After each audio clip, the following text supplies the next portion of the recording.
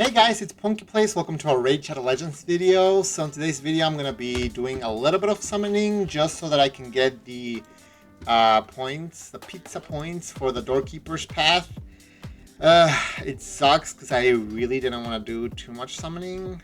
I think I might be doing some. Not a whole lot though. I need like 28,500 points, which I figured I can do like 20 ancient summonings and then 5 sacreds. I just really want to try and keep my shards in general in case there's something else coming up in the future. So I'm just gonna go for the 260s and 200 points. I'm just gonna ignore the 240s because I believe you can go with missing 250 points total and still be fine and get April. I did a big oopsies the other day, the last recording that I did, because I was in the middle of doing the, what are they called, artifact raids now, gear collectors. I don't remember what they're called anymore. And I was like super close to getting the pizza points from that one, but I recorded the video and then I edited and completely forgot about finishing it up. So I think right now with these two missing, I'll be at like 130 that I haven't gone for, so I still should be fine.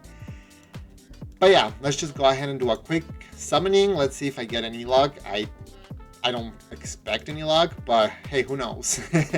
I did go for Nut, or Newt, because I only have the one, so going for, or getting a second one would be awesome for like Fire Knight. Really a lot of the content. I have basically everybody except for Lysanther, who sounds okay. He doesn't sound too bad. I'm really not a fan of this A2 skill. I feel like it needs more, but that's, you know, neither here or there. I just feel like a second nude is going to do more for me than any of the others, so I figure I'll go for it. So I'm just going to start out by pulling my ancient shards, and then I'll go into my sacreds and see what I can get, right? Let's just go for it.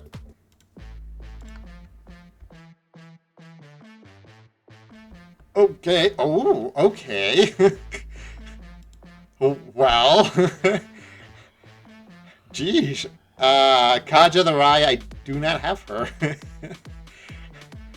I don't remember when the last legendary I pulled was, but I feel like it was not that long ago. Kaja is pretty decent. I know she's definitely a lot better with her partner. What? Oh, Timid the Fool, that's right. My only issue with Kaja is that she's not doing a lot of healing other than herself. And I'm not a fan of the single turn block debuffs, but I mean, she's still a great reviver. I mean, I have Ursala, who's a great Bannerlord reviver, right? But she's doing a lot as well. Plus, I think, isn't it? Yeah, speeding all battles. Awesome. Having a secondary reviver for Bannerlords is also not bad at all. Yeah, she's not bad. I don't mind Kaja. I love the whole turn meter passive she has. It's really nice. Okay, well, let's do my second temple, I guess.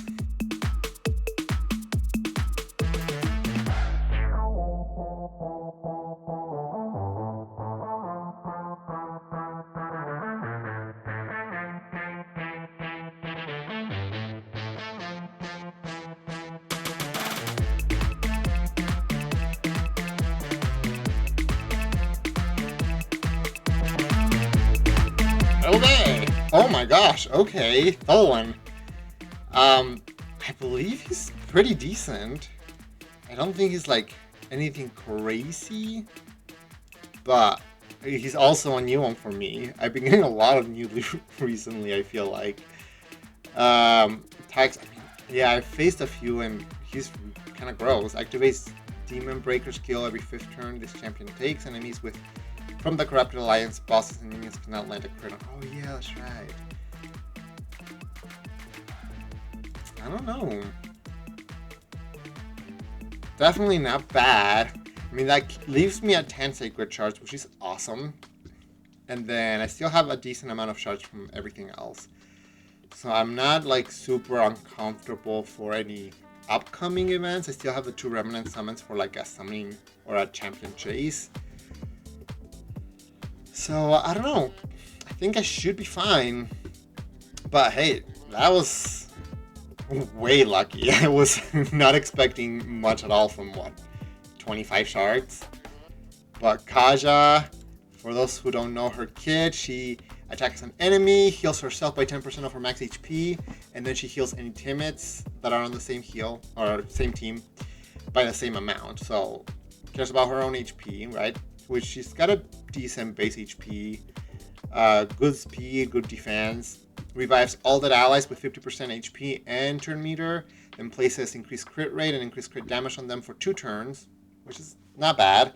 And then if Teammate the Fool is on the same team and dead, he revives him with full HP and full turn meter, which is nice because it does it to any Teammate the Fool. So if you got multiple, it can be kind of gross.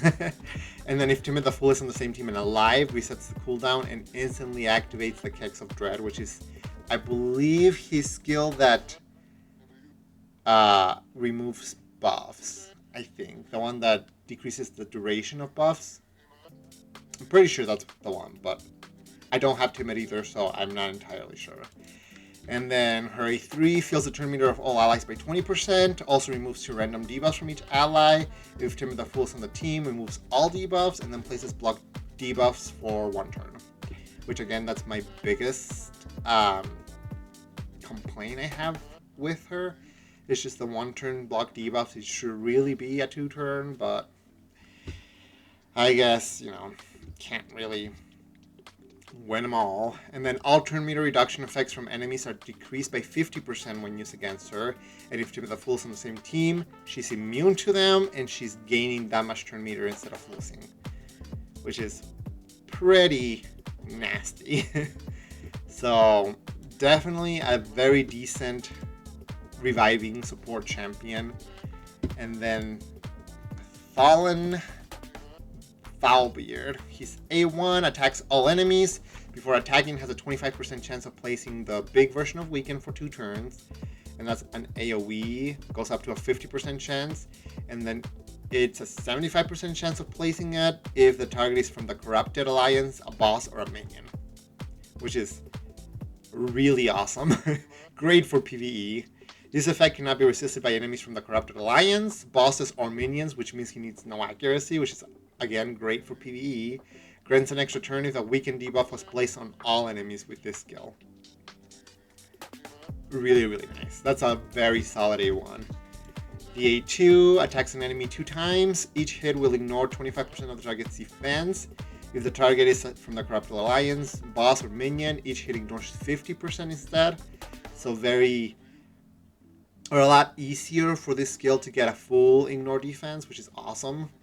And then each hit decreases the target's attack by 5%, stacks up to 25%, and increases his attack up to 50%. So not only is he getting more attack, which is great for damage, right? But he's also decreasing permanently the attack of the enemy, which is, again, great in boss content. And then his A3 attacks all enemy 2 times. Before attacking, places the big version of increased attack on himself for 2 turns, and then for each crit landed on the first hit, increases the damage dealt on the second hit by 10%.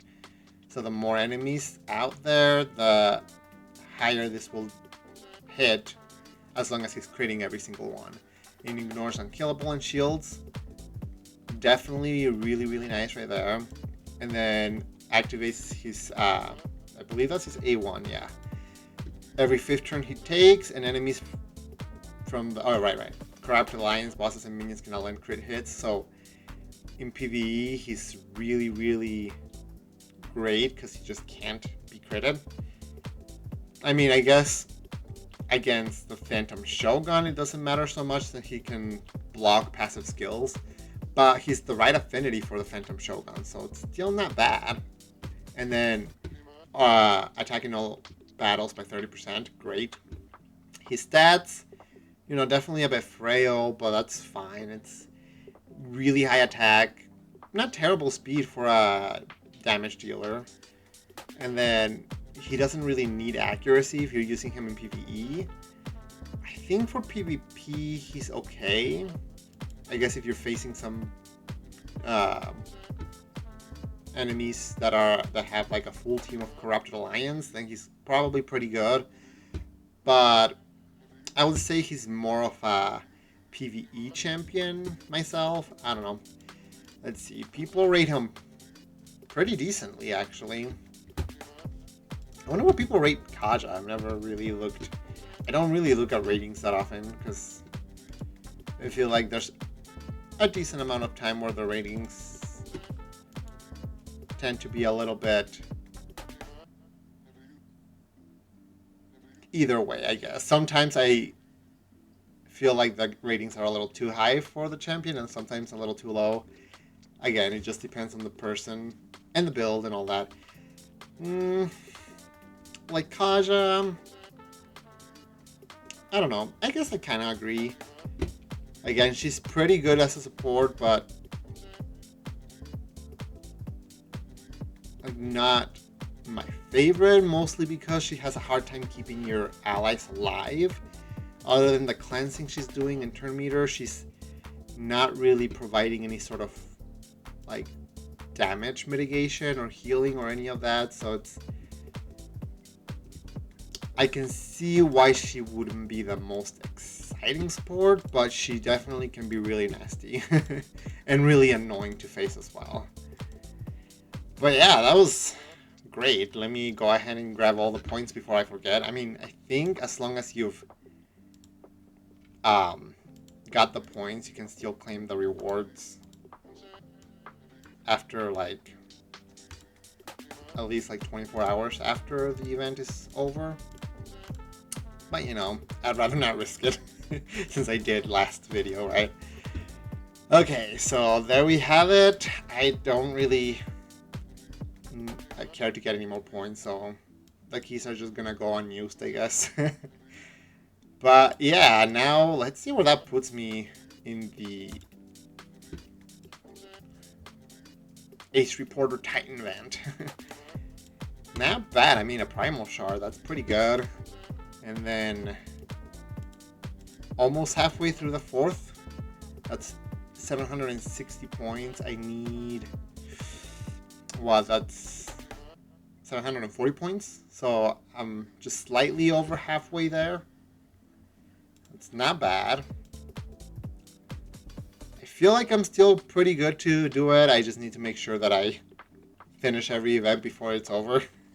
But yeah, again, if you didn't see my last video, I'm going for April, but it's not something that I necessarily think people should or need to go for unless you got a decent amount of resources and aren't, you know, terribly annoyed about wasting a lot of resources and time and energy into doing all the events so that you can get the pizza points. But I don't know, I'm a collectionist, so I'm going for it. But there you guys go. That'll be it for today's video. I hope you guys enjoyed. Let me know if you guys are going for her. Let me know if you summon anything and if you guys pulled anything good as well. But yeah, until the next video, guys, take care. Never you.